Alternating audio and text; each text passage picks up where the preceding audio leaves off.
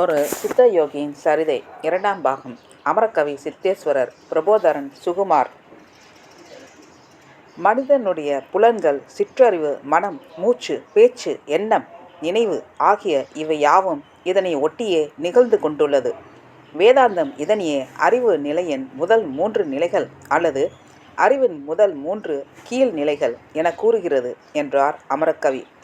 புரிகிறது என்று ஒரு சிறிய பதிலையே அளித்த திரு கோச் மேற்கொண்டு அமரகவி பேசலாம் என்பதற்கு தலையசைத்தார். இயற்கை இந்த நியதிகளுக்கு ஏற்றாற்போல் நாம் வாழும் புவி மண்டலத்தை ஒட்டு மொத்தமாக உறங்கி போய் விடாமலும் அல்லது ஒரேடியாக விழித்து கிடக்காமலும் அதற்கேற்ப இரவு பகல் என தன்னை தானே சுற்றி கொண்டும் உள்ளது. அதுவே விண்ணில் தவழும் சூரியனை சுற்றி வலம் வந்தும் வரும்போது பருவ காலங்கள், ருதுக்கள் போன்றவைகள் நிகழும் விதமாக காலச்சக்கரத்தில் ஒரு பலமான அரண் அமைத்து கொண்டு உள்ளது என்றார் அமரகவி. மிகச்சரியாக சொன்னீர்கள் என கூறினார் திரு கோச். இயற்கை இம்மூன்று சுழல் நிலைகளை நில உலகில் காணப்படும் அனைத்து உயிர் இனங்களிடமும் செயல்படுத்தவே வெளிக்காற்று மண்டலத்தில் வழியாக ஊர்ந்து செல்லும் சுவாசத்தை ஹாரிசான்டல் பிரீதிங் அளித்து அதன் மூலம் அவைகளை பூமியின் புவி ஈர்ப்பு விசையான பூதாகாசத்தை தழுவிக்கொண்டு உறங்கும் ஆழ்ந்த நித்திரையின் சுகத்தை அளித்து வருகிறது என்றார் அமரகவி. மனிதனுக்கு ஊர்ந்து செல்லும் சுவாசத்தின் மூலம் உறக்கத்தை தழுவுகிறான் என்பதை உங்கள் மூலம்தான் நான் கேள்விப்படுகிறேன் என்றார். ஆம், மனித சுவாசத்தில் பல்வேறு நிலைகள் அடங்கியுள்ளன. 3 சுழல் நிலைகளுக்கு தக்கவாறு சுவாச கதியை இயற்கை மாற்றி வருகிறது. மனித சுவாசத்தில் அடங்கியுள்ள பல்வேறு நிலைகளை நான் பின்னர் கூறுகிறேன். தற்போது உங்களுடைய பழைய கேள்விக்கே வருகிறேன். ஆழ்ந்த நித்திரையில் அனைத்து உயிரினங்களும் ஒரு அலாதியான தேக சுகத்தை அனுபவித்து மகிழ்கின்றன. எனவே தூக்கம் என்பது மனிதனுக்கு மன நிம்மதியையும் மகிழ்ச்சியையும் அளிக்கும் விஷயமாக உள்ளது. இந்த உறக்கம் சில நேரத்தில் மன உளைச்சல்களினால் கெட்டுப்போகும்போது மனிதன் உறக்கமின்றி தவித்து போகின்றான் என்றார் அமரகவி. அறிவு நிலையின் கீழ்ப்பட்ட இந்த 3 சுழல் நிலைகளுக்கு அப்பால் உள்ள நிலை எப்படிப்பட்டது? அது எந்த மாதிரியான அனுபவத்தை நமக்கு அளிக்கும் என நிதானமாக தன் அடுத்த கேள்வியை தொடங்கினார் திரு கோச். அறிவின் 4வது நிலை. அறிவின் மேல் நிலையை பற்றி எந்த மனிதனும் தீவிரமாக அதனை சிந்தித்து பார்ப்பது இல்லை. அதனால் உண்டாகும் நன்மைகள் என்ன என்பதை பற்றியும் அவன் கவலை கொள்வதில்லை. மனிதனின் வாழ்க்கையின் பின்னணியில் மர்மமான முறையில் மூடி மறைத்து வைக்கப்பட்டிருக்கும் அந்த உண்மையை பிரகிருதி அவ்வளவு சுலபமாக மனிதனை புரிந்து கொள்ளவும் விடுவதில்லை என புதிர் போட்டு பேசினார் அமரகவி. சரி என லேசாக தலையசைத்தார் திரு கோச். இம்மூன்று சுழல் நிலைகளை தாண்டி நம் முன்னோர்களாகிய மகரிஷிகள், சித்தர்கள் யோக சாதனையில் பல வழிகளை கண்டறிந்து உள்ளார்கள். அம்முறையில் முன்னேறி வெற்றியும் அடைந்து இருக்கின்றார்கள். வெறும் நித்திரை அளிக்கும் சுகத்திற்கு முதலிடம் அளித்து வரும் மனிதனை தியானம், தவம், ஆழ்நிலை தியானம், யோக நித்திரை, நிஷ்டை போன்ற படிப்படியான யோகத்தின் உயர் நிலைகளில் முன்னேறும்போது சாதகர்களுக்கு இந்த 3 சுழல் நிலைகளையும் தாண்டிய பலவிதமான அனுபவங்கள் உண்டாகின்றன. மேலே கூறுங்கள் என்றார் திரு கோச். இந்த சுய அனுபவமே சுயம் பிரகாச அறிவின் விளிம்பில் அடியெடுத்து வைத்தலாகும். அறிவின் 4வது மேம்பட்ட நிலையாக கருதப்படும் இதனையே துரியம் என்று அழைத்தார்கள்.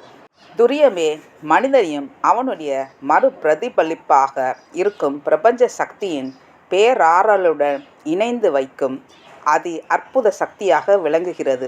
இயற்கையின் காலம், நேரம், இடம் போன்ற தவிர்க்க முடியாத முப்பரிமாணங்களும் துரிய நிலையில் தகர்த்தெறிப்படுகிறது என்றார் அமரகவி. அப்படிப்பட்ட துரிய நிலை எங்கே ஒளிந்து கொண்டுள்ளது என வினவினார் திரு கோச். இந்த கேள்விக்கு விடை காண உங்களுக்கு ஆவலாக உள்ளதா என கூறி சற்று இடைவெளியை விட்டு, இதற்கு பதில் நாம் எல்லோரும் அன்றாடம் பூவுலக வாழ்க்கையில் உழன்று கொண்டிருக்கும் விழிப்பு நிலையில் ஜாக்கிரதம் உள்ளேயே ஒளிந்து கொண்டுள்ளது என்பதுதான் ஆச்சரியமான ஒரு தத்துவ இரகசியமாகும். துரியம் இருப்பதும் ஜாக்கிரத்தின் உள்ளே என்பது திருமூலரின் திருவாக்காகும் என விளக்கினார். துரிய நிலையின் அனுபவம் எப்படிப்பட்டதாக இருக்கும் என வினவினார் திரு கோச்.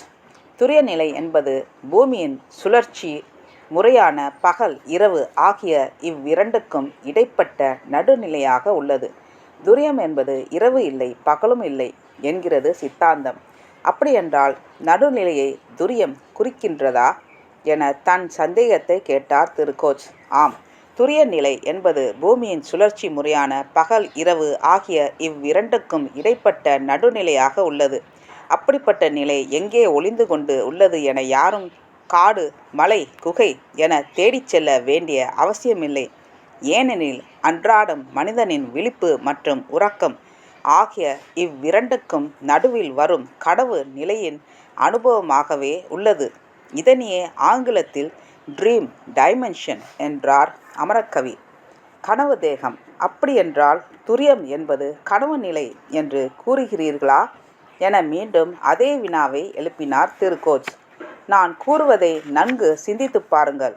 கனவில் மனிதன் விழித்து கொண்டும் இருப்பதில்லை அல்லது ஆழ்ந்து உறங்கிக் கொண்டும் இருப்பதில்லை. உறக்கத்தின் இடையே தோன்றும் கனவில் நாம் கண்களை மூடிக்கொண்டு தூங்கிக் கொண்டுதான் இருக்கிறோம். ஆனாலும் நம்முடைய மனக்கண் மீண்டும் காட்சிகளை கொண்டு வந்து ரசித்து பார்க்கிறது. நாக்கு ருசிக்கிறது, வாய் பேசுகிறது, காது சப்தங்களை உணர்கிறது. நம்முடைய விழிப்பில் நடக்கும் செயல்களை அனைத்தும் கனவு நிலையில் பிரதிபலித்து கொண்டிருந்தாலும் அவை அனைத்தும் பொய்யான மாய தோற்றமாக உள்ளது என்றார் அமரக்கவி.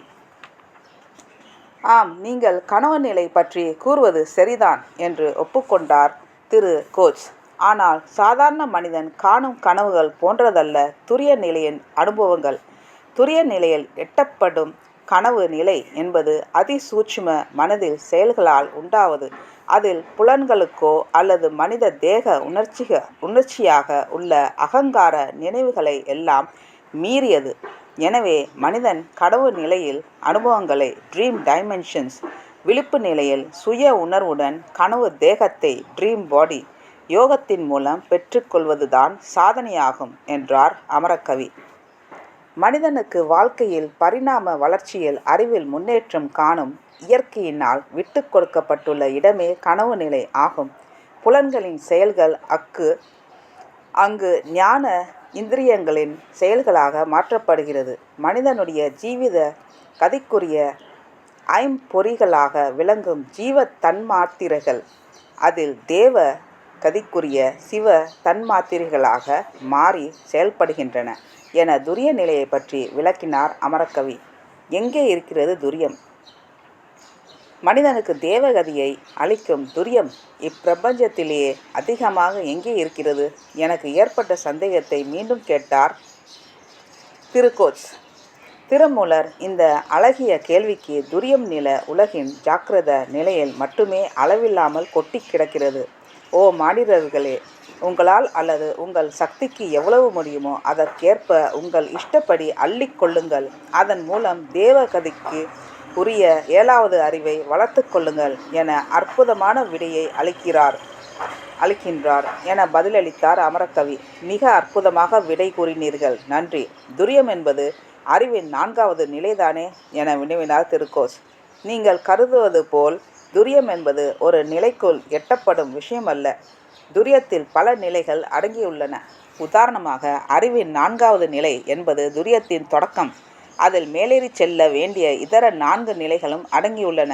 அவையே பேரறிவின் 5வது நிலை, 6வது நிலை, 7வது நிலை என்றும் அதன் முடிவில் 8வது நிலை என யோக சாதனையின் முன்னேறி செல்ல வேண்டிய பல நிலைகளும் உள்ளன என்றார் அமரக்கவி. நான் பல வருடங்களாக துரியம் என்பது பேரறிவின் ஒரே நிலை என்றுதான் கருதி வந்தேன். நீங்கள் விளக்கிய பின்புதான் அதில் பல நிலைகள் அடங்கியுள்ளன என தெரிகிறது. துரிய நிலையை யார் தரித்து கொள்கிறார்கள் என தன் அடுத்த கேள்வியை கணையை வீசினார் திரு கோச். துரிய நிலை என்பது பூதகாசத்தை தாண்டி பிரணவாகாசம் மற்றும் சித்தாகாசம் போன்ற நிலைக்குள் அடங்கியது. இந்நிலையை மகரிஷிகள், யோகிகள், சித்தர்கள், மகான்கள் போன்றவர்கள் தரித்து கொள்கிறார்கள். துரியத்தின் உச்சியான அதன் 8வது நிலையில் தேவதைகள் அலங்கரிக்கிறார்கள் என்றார் அமரக்கவி. துரியத்தின் மேல் நிலைகள். துரியத்தின் 8 நிலைகளை விளக்கி கூறியதற்கு நன்றி. அதற்கு மேல் உள்ள பேரறிவின் நிலைகள் என்பது என்ன என அதை அறிந்து கொள்ளும் ஆவலை வெளிப்படையாக காட்டினார் திரு கோச். துரியத்தின் 8 நிலைகளுக்கு மேல் பேரறிவின் 4 நிலைகள் உள்ளன. அதுவே துரியாதீதம் என்பதாகும். மனிதன் இந்நிலையை எட்டவே முடியாது. காரணம், மனித அறிவோ புத்தியோ அல்லது தீவிர சிந்தனையோ இதில் அடங்காது. இதையே அறிவாகாயம் மற்றும் பரமாகாசம் என வேதங்கள் வர்ணிக்கின்றன என்றார் அமரக்கவி. பேரறிவின் 4 நிலைகள் யார் தரித்து கொள்கிறார்கள் என வினவினார் திருக்கோச். திருக்கோச் அவர்களே, உங்கள் ஆர்வம் எனக்கு நன்கு புரிகிறது.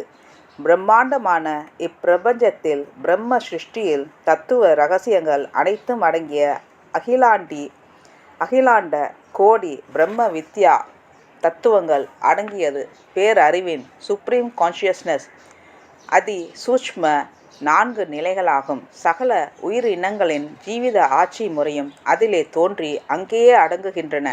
அல்லது சமஸ்த பிரபஞ்ச சிருஷ்டி, பால் வெளியில் உற்பத்தி, தோற்றம் என சகலமும் அதிலே அடங்குகின்றது என தன் பேச்சை சற்று நிறுத்தினார் அமரக்கவி.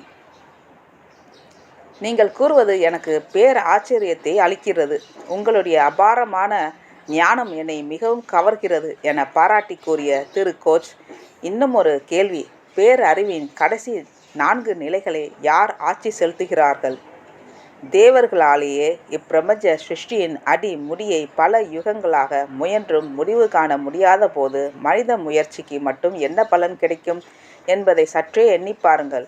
சனாகாதி முனிவர்களே பல சதுர் யுகங்களாக பிரம்ம சிருஷ்டியின் கரை காண முடியாமல் இருக்கிறார்கள் எனில் சாதாரண மானிட பிறவிகளான நம்மெல்லோரும் அவர்களுக்கு முன் எம்மாத்திரம் என்பதை நினைத்து பாருங்கள் என தொடர்ந்து ஸ்ரீ மகா கணபதி, ஸ்ரீ மகாவிஷ்ணு, ஸ்ரீ சதாசிவன் போன்ற சுயம்பு மூர்த்திகளின் ஆட்சிக்குட்பட்டது பேரறிவின் அதிசூட்சும 4 நிலைகளாகும். பிரம்ம ஞானிகள் இறைவனின் கருணையினால் ஒரு சில வினாடிகள் பேரறிவின் அதீத நிலையில் கலந்து நின்று ஆத்ம போதனைகளை பெறுகிறார்கள். தாங்கள் அனுபவித்த தெய்வீக அனுபூதிகளை மக்களுக்கு போதனை செய்கிறார்கள் என கூறி தன் உரையை நிறைவு செய்தார் அமரக்கவி. பிரம்ம ஞானிகள். மிக்க நன்றி திரு ராவ் அவர்களே. என்னை பொறுத்தவரையில் நீங்களும் அப்படிப்பட்ட பிரம்ம ஞானிகளின் வரிசையில் ஒருவராக இருப்பீர்கள் என நான் திடமாக கருதுகிறேன். இல்லையென்றால் நீங்கள் இப்படிப்பட்ட ஒரு தெளிவான விளக்கத்தை எப்படி அளித்திருக்க முடியும் என தன் கேள்வியை நியாயப்படுத்தினார் திரு கோச். திரு கோச் அவர்களே, நீங்கள் கருதுவது போல் என்னிடம் எந்த ஒரு விசேஷ சக்திகளும் இல்லை. ஞான மார்க்கத்தை தீவிரமான முறையில் தேடி வரும் ஒரு சாதாரண மனிதன் நான் என தன்னடக்கமாக பதில் கூறினார் அமரக்கவி. அடுத்த பகுதியில் தொடரும். நன்றி, வணக்கம்.